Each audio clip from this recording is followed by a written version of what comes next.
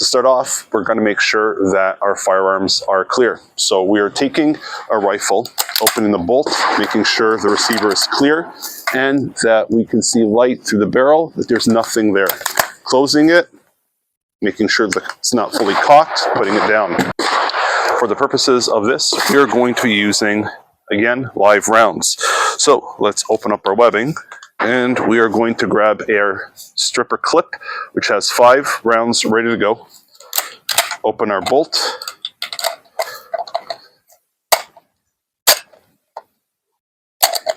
Load all 5 rounds. The rifle is now ready to fire. So, by opening the bolt, you make sure the receiver is clear. Use your stripper clip, or one by one, push down the rounds, place your stripper clip down, close the rifle, as in the bolt, and you're ready to go. I'm placing it on safe for now. The magazine can also be filled and loaded from the bottom. Either one works. So at all times, make sure your finger is free from the trigger. You don't want to go off and hurt yourself or someone else. So let's take a shot and see how this World War I rifle from 1917 sounds and looks. Make sure you're seated into your shoulder, lean forward, and now let's pull the bolt.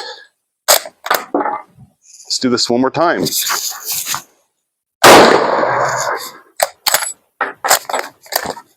We're going to open the bolt one more time, push down the round, make sure there's nothing in the receiver, chamber clear, close it, take it off cock. It is now safe.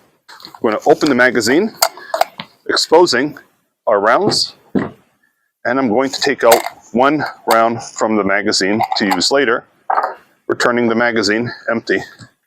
Checking, making sure it's all clear. I'm good. So we're going to remove the bolt so you have a chance to take a look at that.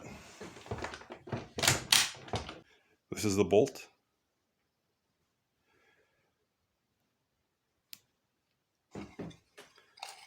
The magazine, which is a folded piece of metal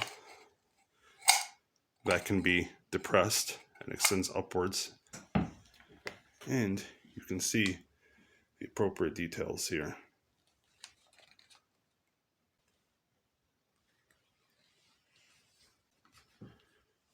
This being where we attach our grenade cup, and then where we slot in our bayonet.